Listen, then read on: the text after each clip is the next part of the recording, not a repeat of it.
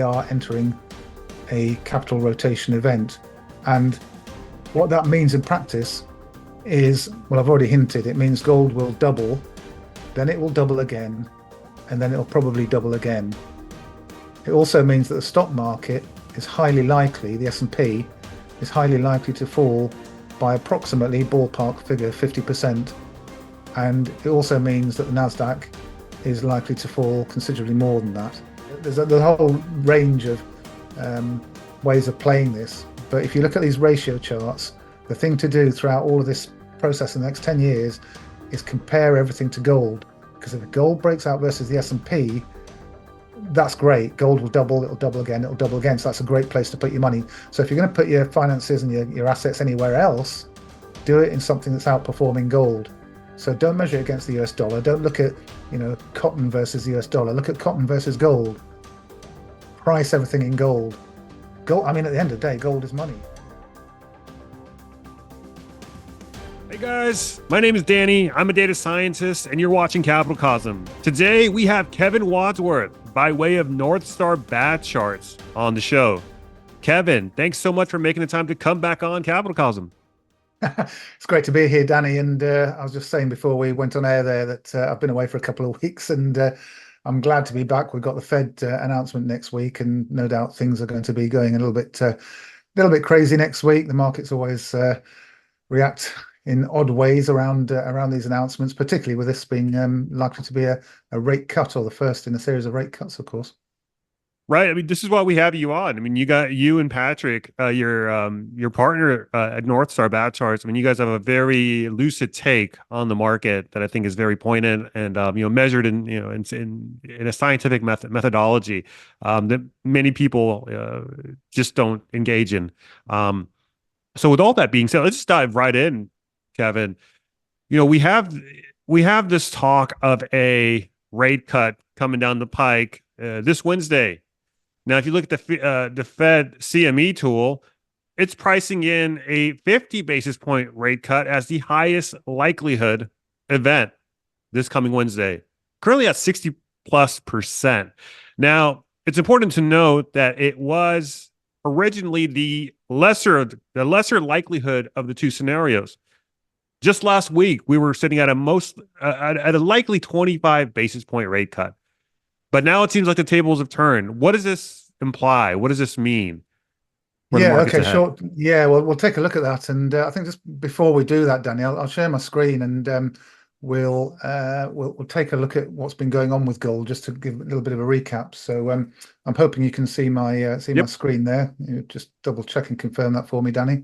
Yep, I can see it. Yep, you're seeing the screen. Good. I always like to check. Okay, well, this is the gold quarterly chart, and it's a recap really of where we've been, because it often helps to look at where we've been before we assess where we're going. And I pointed this chart was one that I posted back in the back end of last year. Actually, I started posting this around about sort of September time last year, as we were getting close to this quarterly close. And the reason I posted it was because it's a very classic chart pattern. It's a megaphone pattern, and with what was going on with the rest of the weight of evidence, the suggestion from myself and Pat was that the odds were strongly in favor of an upside breakout. And if you follow this pattern back to where it came from all the way down here, somewhere around about $1,200. That's where what we call a flag pole started, and then it formed the flag, this megaphone pattern. So of course, $1,200, that's around about $800. Sorry, I beg your pardon. Yeah, around about $800 below this $2,000 breakout level. So the forecast, if you like, the suggestion from us was that the most likely scenario would be either a breakout and a pullback above the line, or a pullback and then a breakout. And you can see the textbook example here of a megaphone pattern. It shows the breakout and the pullback, and then off you go. What it doesn't show is that you quite often get this pullback actually below the breakout line. Anyway, that's all semantics, really. What it left us with when we got the December close up here was a pretty highly confident situation of gold moving up by approximately $800, so 2,800. We're currently sitting at 2582. So we're getting quite close to that target area, that target zone. And that's just, you have to just bear in mind that that's just one technique for estimating where the target is.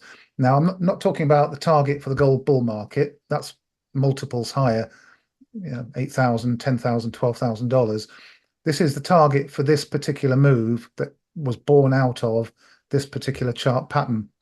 So when it achieves its target, and you have to also acknowledge that it can overshoot the target if something crazy happens, like the Fed announcing a 0.5% rate cut or something that shakes the markets for whatever reason. You can overshoot, and you can get techniques that indicate targets between $3,000 and $3,200. So what we're doing now, we're pinning down a target area that really lies anywhere between $2,800 and $3,200. That is the most likely ending point for this particular move. Now, if we look at the gold roadmap that I've put out for everybody, the gold roadmap shows the cup and handle that we became familiar with all the way up to the back end of last year. So the cup formed and then the handle, and tying in a lot of different pieces of evidence here. We've got the 3-year moving average, we've got the Ichimoku cloud, we've got support lines, we've even got Fibonacci on here as well. So this chart shows a number of techniques, and I suppose it can look a little bit bewildering and a bit complicated for those that perhaps aren't familiar with technical analysis. But the thing to focus on is this cup handle pattern that saw the breakout. And we're now, if I zoom right in, you can see that we're now getting pretty close to this area that I've sort of indicated, $2,700, $2,800. Now, there are some possible resistance levels just a little bit below that, but I suspect that red line isn't really going to amount to very much because it's only had two confirming touches, one all the way back in 1980 there, and the other one in 2011. So it's not really a valid resistance line at the moment. It's only had those two touches. But I'll just put that on the chart just to remind us that if we get a sort of a reaction in this area around $2,700, then that is likely to be why. Also Fibonacci, based on the move from the bottom to the top and then to the 1060 low there, that also gives a full extension at around about $2,700 there, 2,690.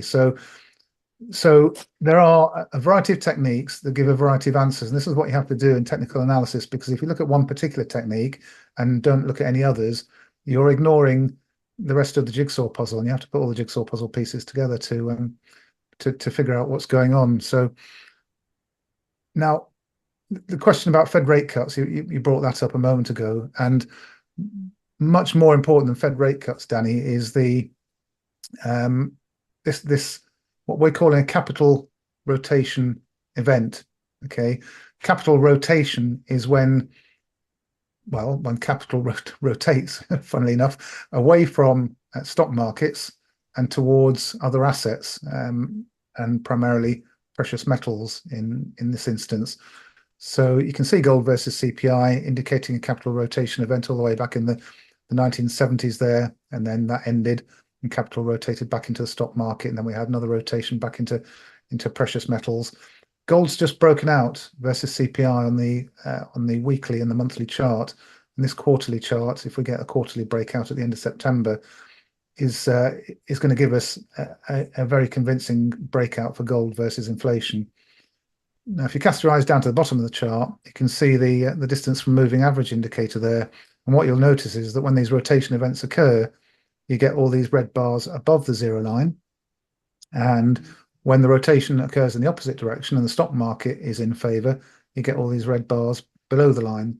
So it's a very quick and easy visual tool for telling you whether or not you should be interested in the stock market or whether you should be interested in precious metals. The gold bull market resumed back in 2019, effectively, when we got this breakout here. But gold and the stock market performed equally well since then. So for all those years, gold and the stock market have matched in terms of performance. But with gold breaking out versus CPI, it suggests that gold versus the stock market is going to break out as well. And that's your capital rotation event. Why not look at the gold versus the S&P ratio as opposed to the gold versus CPI? Indeed, and that's what we've got here. So the gold to S&P ratio is another piece of that jigsaw puzzle. But the reason for looking at gold versus CPI is that silver in particular reacts very well if the stock market is doing good and gold breaks out versus CPI. Hmm. Now, the stock market so far is still doing good. It hasn't broken down in any meaningful way on its monthly chart or even on its weekly chart. So gold versus CPI has broken out, and we have a healthy stock market at the moment. Silver loves that situation, and so do some of the miners that track this chart. So silver and the best of the best with the miners will react to gold breaking out versus CPI. The rest are waiting for gold to break out versus the S&P ratio. And this isn't just me kind of making up some kind of mumbo jumbo. This this is what has happened time and time and time again, going all the way back to when um, the gold standard was done away with in the 1970s, the Bretton Woods Agreement. And since then, since gold has been able to free float, if you like, on the market, we've had these capital rotation events. And in fact, even before that, in the 1930s, we had a capital rotation event that resulted in the gold peg having to be readjusted. So it was that this process is so powerful that in the 1930s, the peg had to be raised for gold. Now, a rotation event is when, as I said on the previous chart, you get this rotation from the stock market towards gold. When this chart is rising, the stock market is gold. Sorry, when the chart is rising, gold is outperforming the stock market, and when the chart is dropping, the stock market is outperforming gold. So we had that rotation event in the 1980s, so the stock market began to outperform gold. Capital left the precious metal sector and moved into general equities. And that process continued all the way through to sort of the year 2000, 1999, 2001, that period there where the ratio bottomed. And we got another rotation event with a clear breakout. And as that rotation took place, the chart moved up. And then there we had our precious metals bull era. Okay. We had a precious metals bull market at an earlier stage, but to get precious metals bull era that continues for several years, where gold will double and then double again and then double again, you need a precious metals bull era. You need a capital rotation event. And that is where we find ourselves today. Okay, so when we talk about the Fed and a half basis point, 50, sorry, I beg your pardon, a 50 basis point rate cut, or a 25 basis point rate cut, or whatever kind of rate cut, and people are saying, oh, what does that mean for precious metals in the stock market?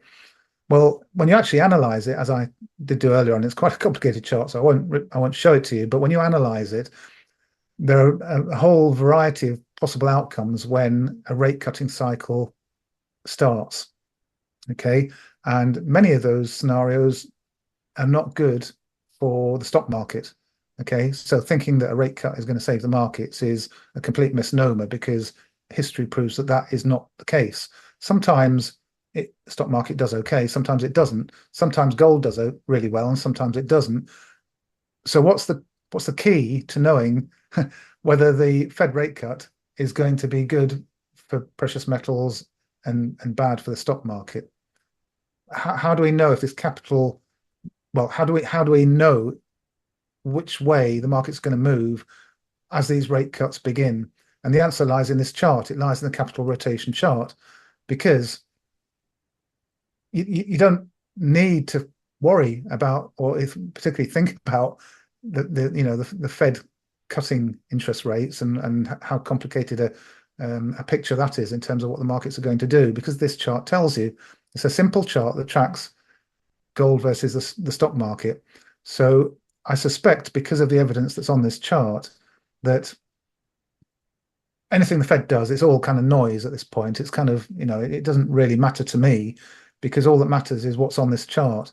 And if we get this chart crossing this breakout line, 0.486 on the ratio, then the evidence will become very strong that we are entering a capital rotation event. And what that means in practice is, well, I've already hinted, it means gold will double, then it will double again, and then it'll probably double again. It also means that the stock market is highly likely, the S&P is highly likely to fall by approximately ballpark figure 50%. And it also means that the Nasdaq is likely to fall considerably more than that.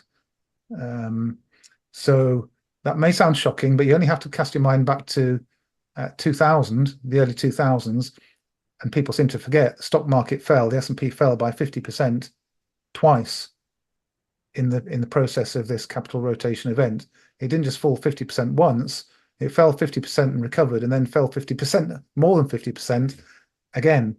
And that's what powered the capital rotation event that led to gold going from $250 to $500 to $1,000 to nearly $2,000. So it doubled again, and it doubled again. And if you go back to the previous capital rotation event in gold's favor in the 1970s, gold did a lot more than doubling 3 times. I mean, it started off at whatever it was, 250, sorry, I beg your pardon, $25. I'll just put the gold chart on here so we can have a look. It started off at somewhere down near, well, okay, let's say $35 or $40, and it ended up somewhere up here at around about $800 if you look at the actual candle chart. So it doubled again, it doubled again, it doubled again, and then it doubled again. So so it went up even more, but I don't think that's fair really, because it came from a position where the gold price was pegged. So I wouldn't necessarily use that as being representative. But the point remains, Danny, that it's not the Fed rate cut that I want to focus on. I think that's, people will be focusing on that, on Wednesday. I think it's 2 p.m. Eastern time on Wednesday when the announcement's made. I think people will focus on that, and people will put a lot of emphasis on the Fed rate cut causing this, that, or the other.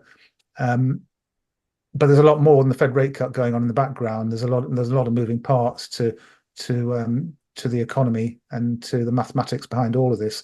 But going back to what I said before, nothing really matters except this capital rotation chart. And I just want to get this out there as much as possible.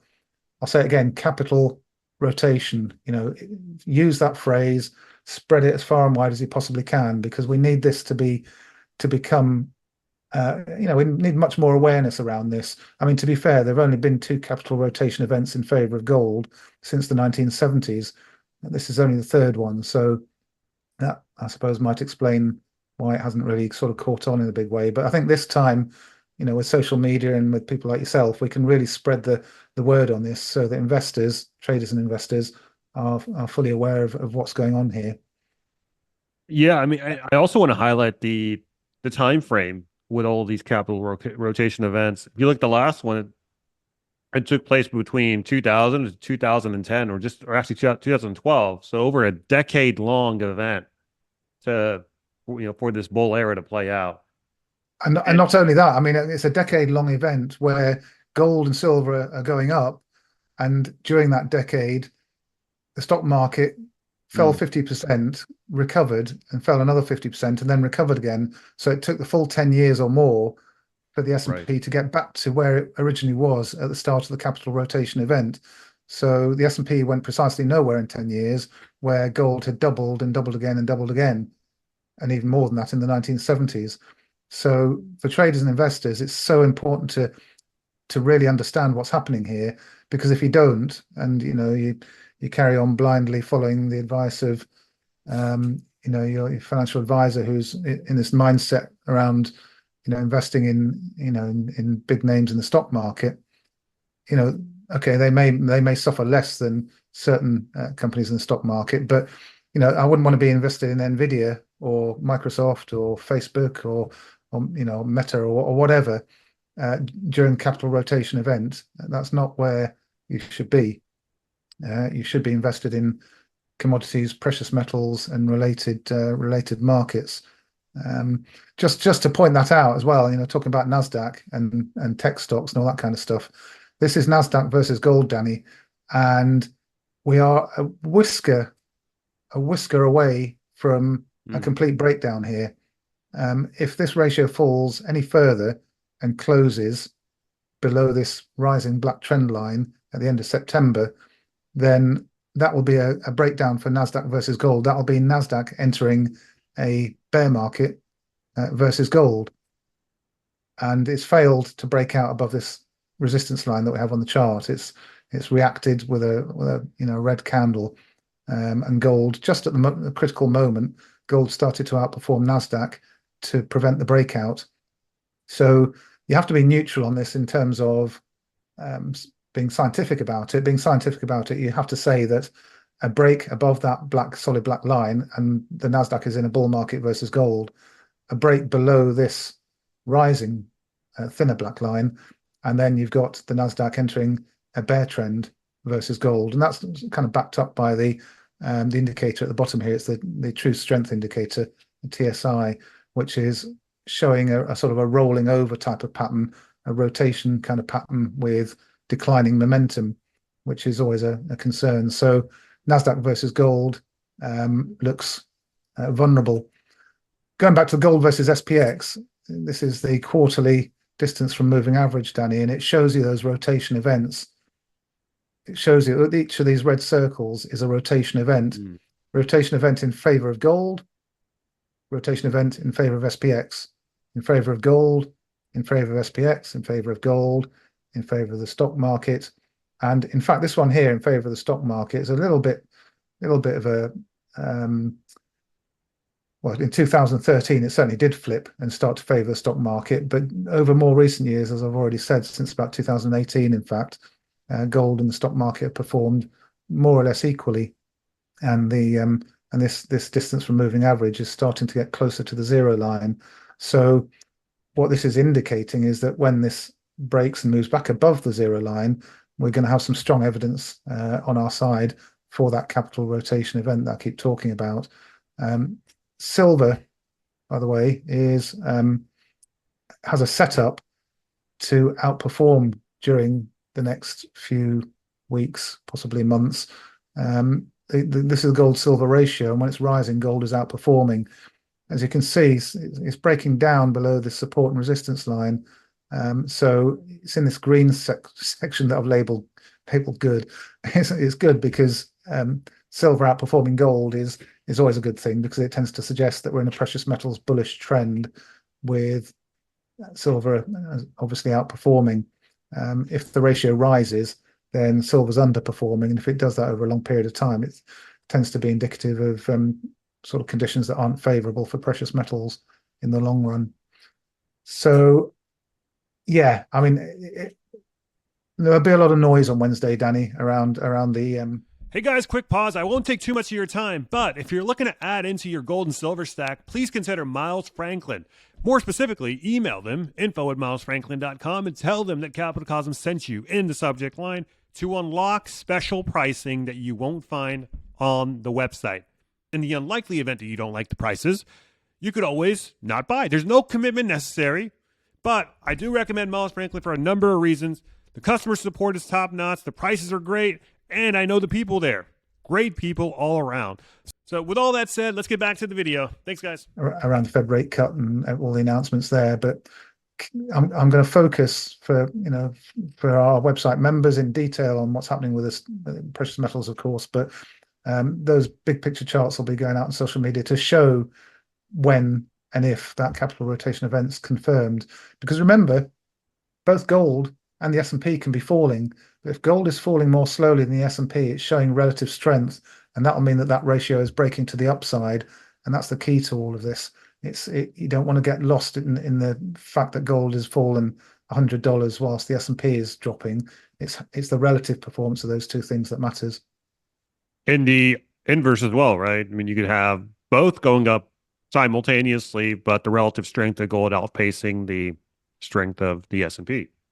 100%, yeah, and it's that underlying strength that causes the breakout of the ratio, and the breakout of the ratio is what mathematically tells us with a high degree of confidence that we are seeing that rotation of capital. This is all mathematics. It's all a mathematical way of demonstrating how capital is flowing cyclically between stock markets and precious metals, and it does it cyclically.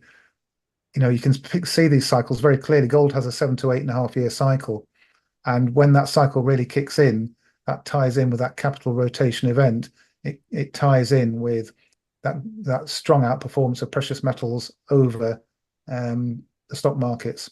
And the stock market has to fall far enough to cause enough damage to kick this thing into a capital rotation event. Because if it doesn't happen, if all that happens is gold goes to $3,000 and there's no breakout on the gold to SPX ratio, what we've had is a fairly interesting gold bull market, but it ain't going to go for another 5 to 10 years.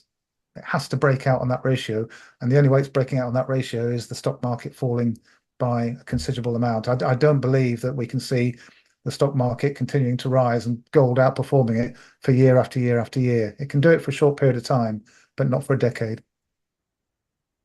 What other assets benefit in a capital rotation event like the one we're seeing today, we're potentially seeing today with gold breaking out relative to the stock market, aside from gold and silver, obviously?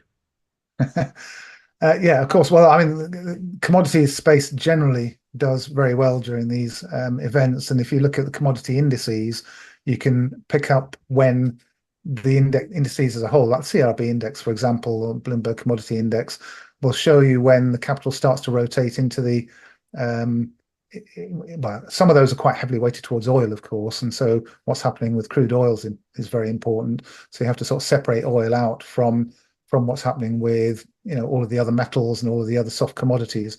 So it's kind of like I've described it before as putting in popcorn in pan, turning up the heat, and you get pop, pop, pop, pop, pop. And the commodity sector is that saucepan. The commodities are the kernels of corn, and when that capital rotation event takes place, it kind of fires off in different directions into the commodity sector. And you're kind of looking at all these technical charts, trying to just pin down when one particular commodity, be it cotton or, it's soybeans or whatever it happens to be, whether it's aluminum or whether it's copper or, whatever metal it happens to be, whether it's zinc. We've had lumber putting in some impressive gains, coffee, we've had, cocoa, all those sorts of things. So it's not a one size fits all event. It's a situation where capital is seeking a new home, and people get very excited as this happens. And it doesn't take very much to move some of these markets. They're tiny markets. I mean, the silver market is very, very small. It would, one big whale comes in, and remember the Hunt brothers in the 1970s. Well, that type of thing is entirely plausible. You could have a few big players, making some big purchases in the silver market, and silver doubles, in a matter of, a week or two, so there's potential there for very large gains. I don't think people necessarily have quite got their minds around triple digit silver as being a realistic probability. But that certainly is the case. So yeah, the commodity sector in general, bonds, the bond market, of course, there's a whole range of ways of playing this. But if you look at these ratio charts, the thing to do throughout all of this process in the next 10 years is compare everything to gold. Because if gold breaks out versus the S&P, that's great. Gold will double, it'll double again, it'll double again. So that's a great place to put your money. So if you're going to put your finances and your assets anywhere else, do it in something that's outperforming gold. So don't measure it against the US dollar. Don't look at, cotton versus the US dollar. Look at cotton versus gold. Price everything in gold. Gold, I mean, at the end of the day, gold is money. It's tradable, especially these days where it's digitized. There are a lot of different ways of digitizing gold these days, so you can actually spend physical gold in digital form. So, gold-backed digital currencies are a thing now. You see, they're available now. So, gold is money and it's spendable. So, price everything in gold, because gold will be outperforming the S&P, and more importantly, gold is outperforming the US dollar. I mean, gold has outperformed the US dollar since day dot over a long time frame. The US dollar has lost something like 97-98% of its purchasing power. Well, gold hasn't.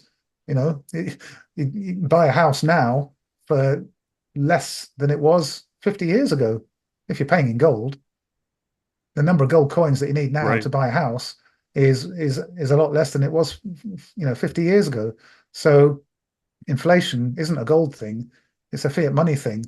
So if you can get that into your mind, and with things like TradingView and various other visualization tools that are available, you can bring up these charts and price everything not in the US dollar, price it in gold, particularly during a gold bull run.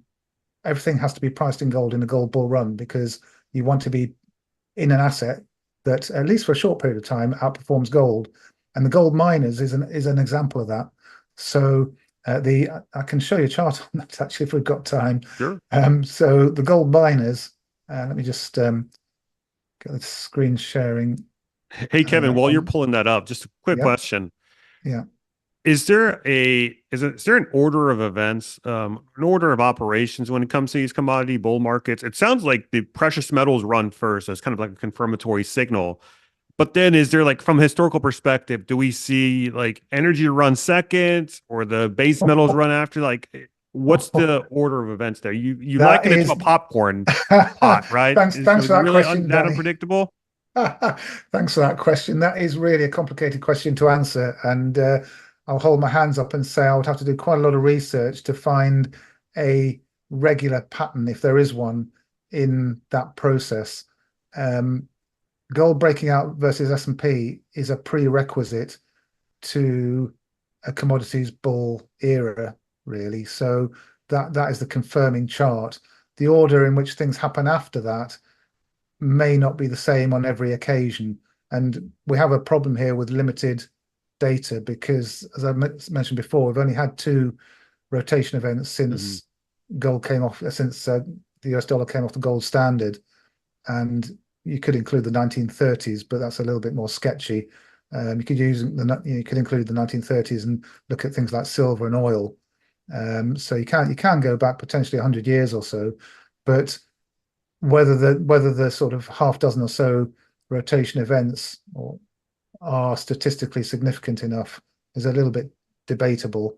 And you probably would find that different commodities and different sectors sort of launch at slightly different times according to what's precisely going on in the economy at the time. So my answer to that would be probably I probably wouldn't rely on whatever happened last time being repeated exactly this time around. Right. Of course, we've already seen energy spike very, very strongly. We had huge energy spikes, didn't we, a couple of years ago? So, well, But that wasn't the catalyst for this rotation event, no, right? no, Yeah. not at all. No, that wasn't um, the that wasn't the starting gun for a Hmm. capital rotation event.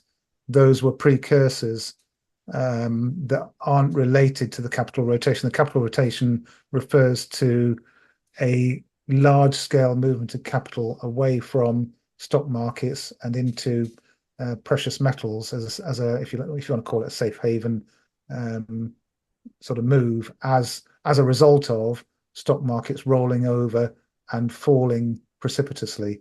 So it's a bit of a sort of chicken and egg situation. What is causing what in all of this, and that'd be a whole different show as well to unravel all of that. But what you can do chart by chart, without getting too complicated about it, is looking at things like this, which is the gold and silver miners versus the stock market. We use the as a chart because it's precisely the same as the GDX. So GDX tracks as a precisely, but it goes back 50 years. So Hmm. you've got much more data on this chart. GDX doesn't go back 50, 55 years. So what we're looking at here is gold and silver miners versus the stock market. So uh, and you can do as a versus gold as well. In fact, I've got that chart there. I'll quickly show you that in a second. But what you're looking for here is for your gold and silver miners to be outperforming the stock market and outperforming gold. Outperforming the stock market will tell you when a rotation event is occurring. And what we've effectively just done is possibly put in an important low point that proves to be the final low before gold and silver miners launch out of this sideways malaise into a proper bull market versus the S&P. But until we sort of break finally above that solid black resistance line, we can't say that with any confidence. We could just hit that resistance line and then come all the way back down again. But in order to get to that resistance line, we need to have a good period of outperformance. So even just to get from where we are now to that resistance line, the gold and silver miners are going to need to outperform the stock market by 110%. Okay, and that is something that is highly likely given the evidence. So we can be pretty confident now, pretty confident that the gold and silver miners are turning a corner and are looking at a strong outperformance versus the S&P. And that's probably going to need the S&P to start showing some weakness. And the S&P would need to confirm a capital rotation to get above that breakout line. We also would need the gold and silver miners to outperform gold before we really seriously start considering sort of diving into gold and silver miners. Now, some of the gold and silver miners have done very well recently, so I don't want to write off all gold and silver miners with this chart. But what I do want to do is just emphasize for everybody that as a sector, as an index, GDX and ASA, gold and silver mining indices, have lost something of the order of 97% versus gold over the last 50 years or so. Okay. But there are periods of time, as you saw back in the 2000s, where gold and silver miners go on a big rally versus gold. And back here, gold and silver miners outperformed gold by 150% as gold was going up. So gold was going up and doing very well, but the miners more than doubled that return.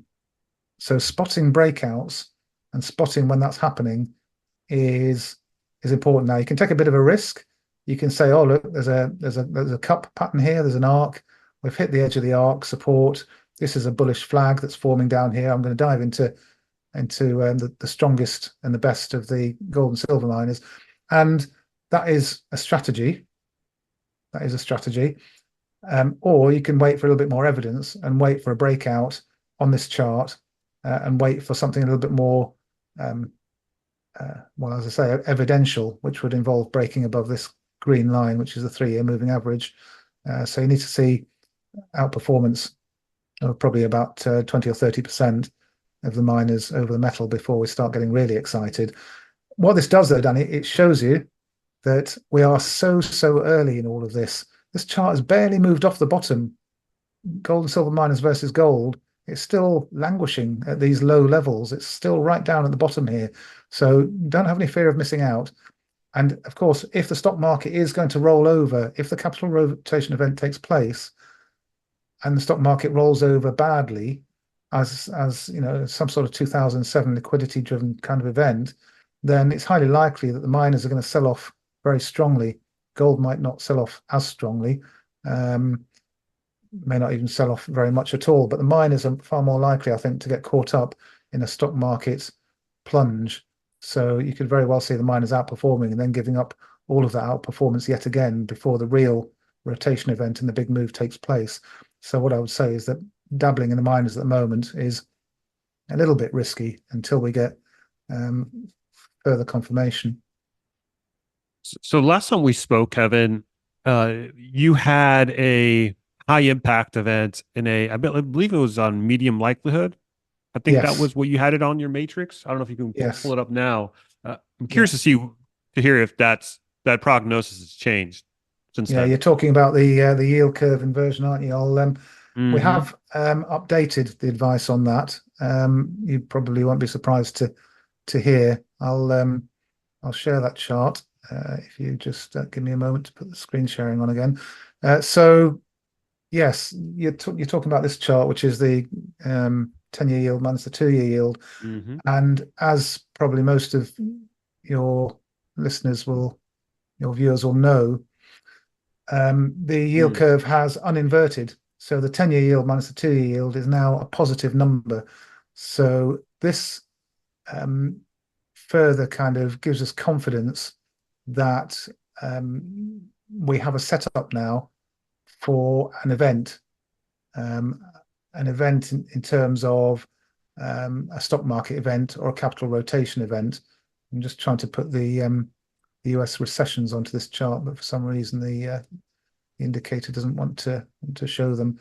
I'll not panic about that too much. I'll just leave that off the chart. But yes, we've updated the matrix here because as a result of this uninversion, the 10-year yield now minus the 2-year yield is a positive number.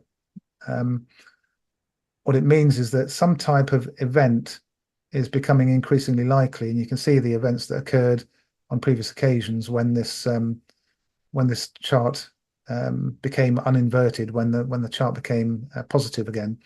So an event is becoming increasingly likely. I've got these question marks on the chart here, and it's likely to be a high impact event. It's also likely to lead to a recession, because at each of these, and I wish I could get this recession indicator to show. I'm not sure why it won't. Runtime error. It's a shame. The recessions come in just after this yield curve uninverts.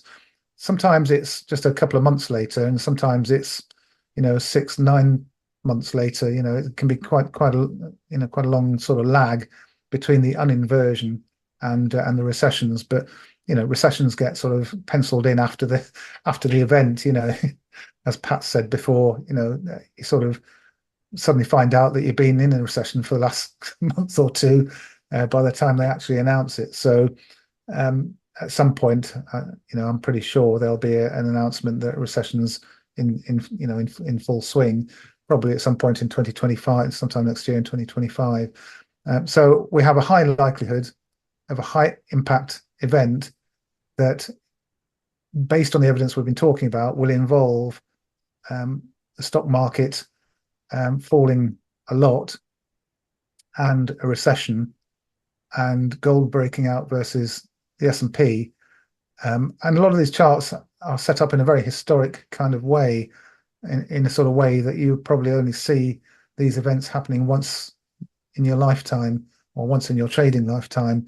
So what you're likely to witness in 2025, and what's starting now in the back end of 2024, is it's an event that probably will not happen again in your trading lifetime. I'd like to remind you, for my YouTube audience, hit that like button, subscribe to the channel if you haven't already, and check out our Substack for the full, uncensored, although there wasn't much to censor this time around, Kevin, but full interview of my talk here with Kevin. Also, check out North Star Bat Charts.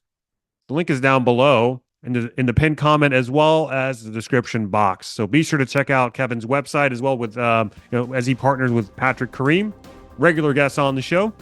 And Kevin, is there anything else you want to talk about, or just to say, Danny, as we usually do, that if people want to find me, it's at North Star Charts on I think it's Twitter, on X, and of course our website is northstarbadcharts.com. If you found anything that I said there even vaguely interesting, you want to delve into it a bit more, then check us out. Yeah, totally. We'll have the links to all that posted down below, so be sure to check them out. And with that said, I'll catch you guys in the next episode. Bye, y'all.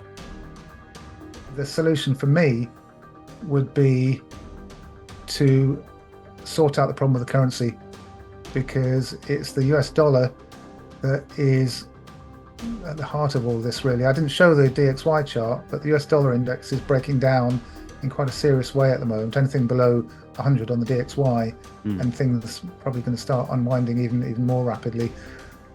So that's our currencies that are at the heart of all of this, Danny. I think probably everybody knows that. It's what bakes in inflation, irresponsible government spending. Stuff needs to be done.